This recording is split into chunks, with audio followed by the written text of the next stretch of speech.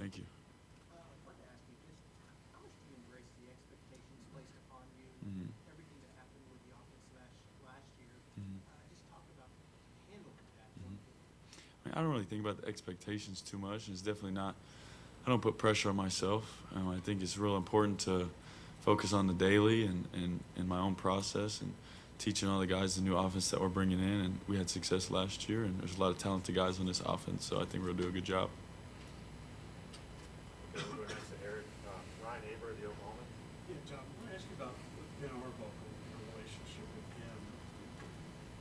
What stands out to you about him, and how crucial was he Mm-hmm. into this decision? Yeah. And then also, what is it about his offense that makes it so effective? I'll say him as a person, his passion and his energy for the game of football and his players. He's built relationships with all these guys really fast. I mean, it's impressive to watch. And then his offense it's very dynamic, and we're doing a lot of good things. We only have a couple installs in right now, but you can see the people are getting it, the players are getting it, and they're feeling more comfortable in it every day, and it's exciting to see.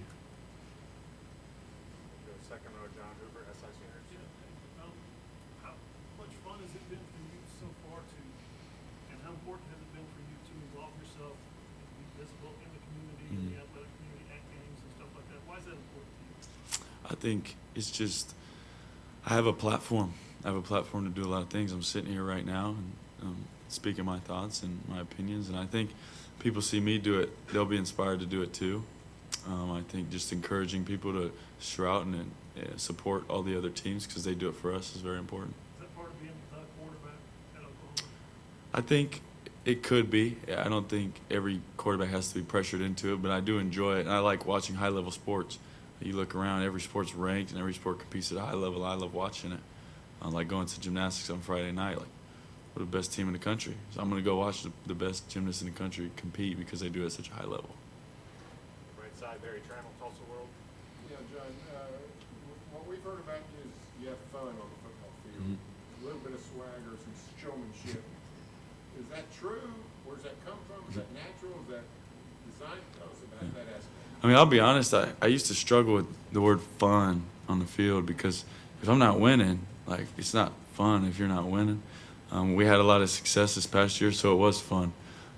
People say I have swag. I mean, you just play football. I have the ball in my hand every play. I mean, I get the opportunity to do something with it, and cameras on me all the time, so I guess I have swag. Some people say I have toughness. I just feel like I have an obligation to give everything I have for my teammates. I guess that's where that comes from. Next to Barry, George Stoya, Sooner Scoop. John, being from Texas, what did you know about Oklahoma, growing up, going through the recruiting process, and also just how have you maybe embraced the expectations of being the quarterback at Oklahoma when you see the success that players have had? I've had a lot of close friends throughout my whole life. They're huge Oklahoma fans. One of my good buddies goes to school here, and another one. We all hang out, and it's all pretty surreal. I mean, I'm the quarterback Oklahoma Sooners. It's wild.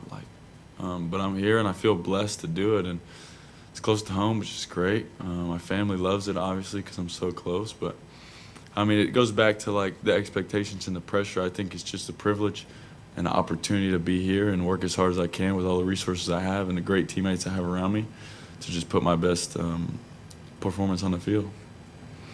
Far right, Ryan Chapman, SI Sooners.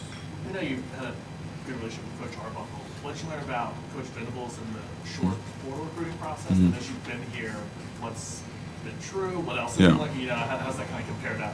I think talking to him, you can just tell he's a very intelligent individual.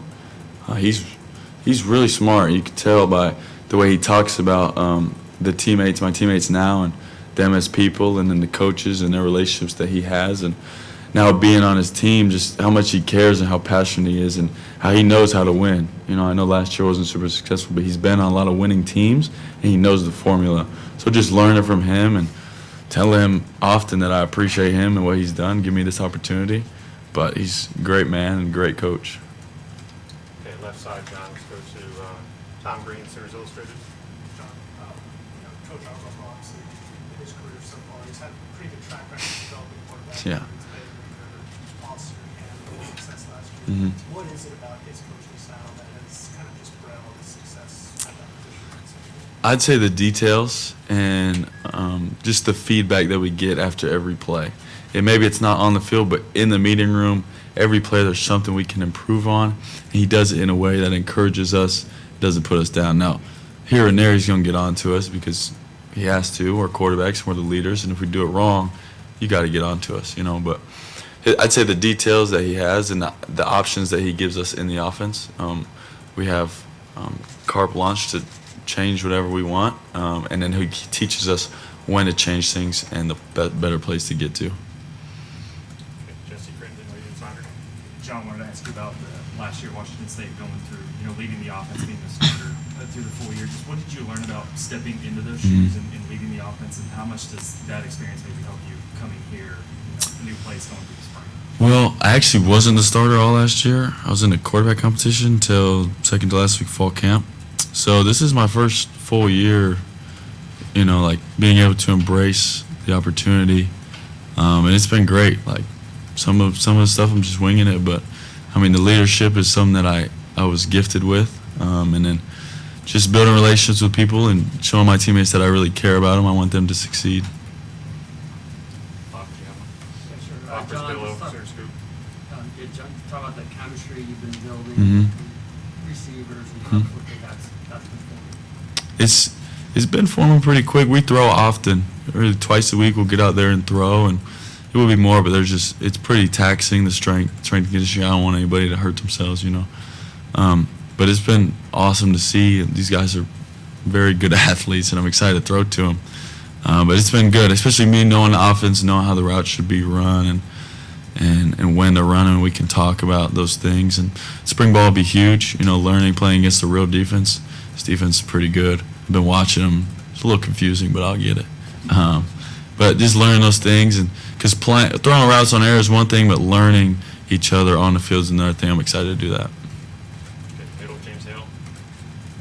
John, talk about what this offense really is that Dan and you are bringing to the I'd say it's a spread offense that's versatile enough to bring big bodies in on plays when we need to, and confuse defensive coordinators and make them really prepare for a lot of things that we could throw at them, especially because of the running quarterback ability. You got to add an extra hat in the box, and we're just very versatile, and we can do a lot of things and make a lot of checks to beat what they do. It turns into a really fun chess match.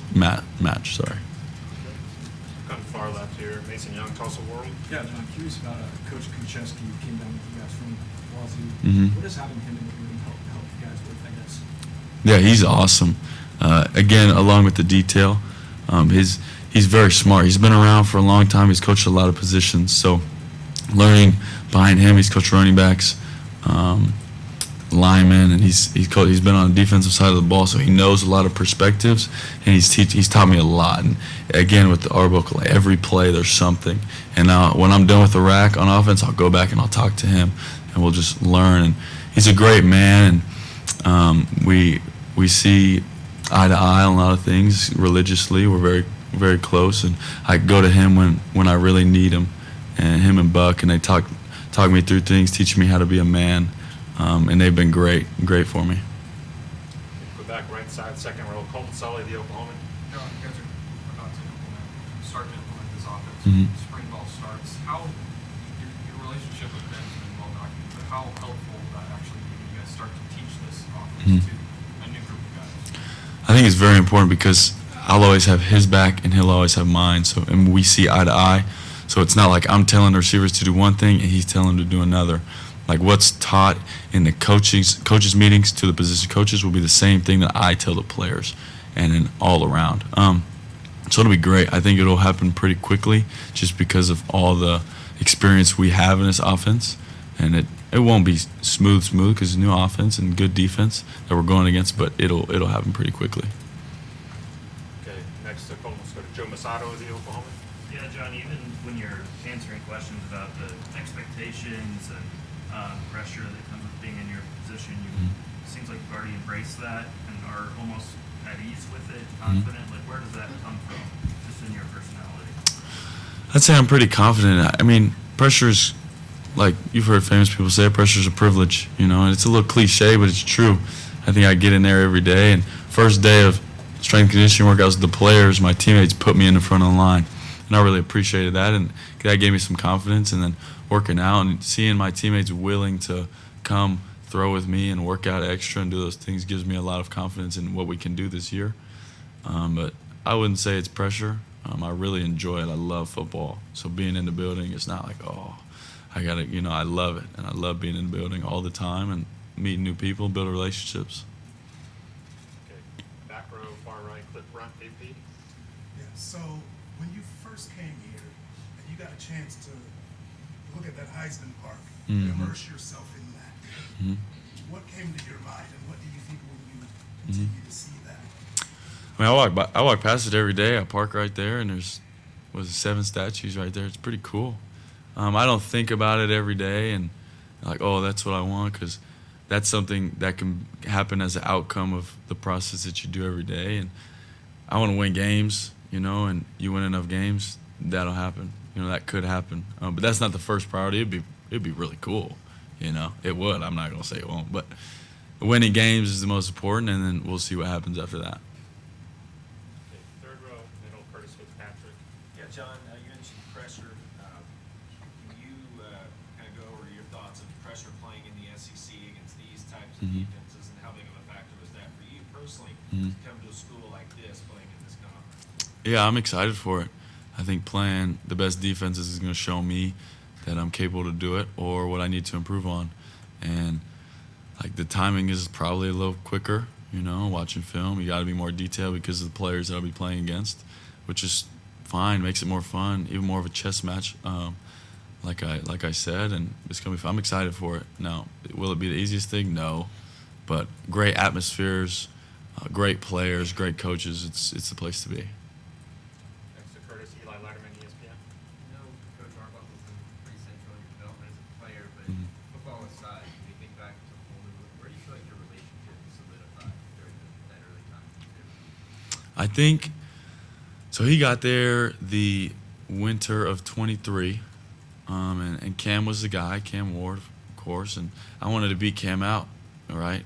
Everybody sees Cam. He's about to go, hopefully, top 3 pick, maybe 1 in the draft. I think he's a good friend of mine. But I think me just trying to go after Cam and be the best quarterback out there every day, I think he saw how passionate I was, and that I'd come and talk to him. And then through the next year, I was in a quarterback competition, and still the same drive that I had, he saw all the time, and I'd go in there and I'd meet with him more often and see what he wanted and see the kind of quarterback play, what makes a good quarterback. I learned from Cam what to do and what not to do. And just me being around him, going to his house, quarterback dinners, meeting his family, meeting his son, just being around him more, you build a relationship with him. And we talk football, but we also talk life, and it's a great relationship. We've got time for 2 more questions. Aaron Patton. I know you got a chance to talk with Baker. Of course, Oklahoma's had Mayfield. Mm-hmm. A lot of transfer quarterbacks have done well. Have they talked to you about coming into a program like this and how to embrace the challenges, just some do's, some don'ts, and how to be successful? Yeah, I haven't talked to Baker a whole lot since I committed, just because I know he's busy and I don't really want to bother him. But I bet if I texted him, he'd be open to it. But no, I haven't really. I've heard a lot of advice from different guys. I talked to Dylan Gabriel, and he came and he talked a little bit, and he just told me to embrace the guys and really build relationships, because that's the most important thing, being a leader, and then loving everything about it, the fans, the process, the offense, and just learning everybody and learning how to win. What's the thing when you build a relationship? How do you do that? Weight room? Is that off the field? Definitely off the field. I mean, it's great that they can see a side of me in the weight room where they can see I like to push myself and get better. But off the field, you just talk like boys. You just have fun and hang out. That's when it really happens.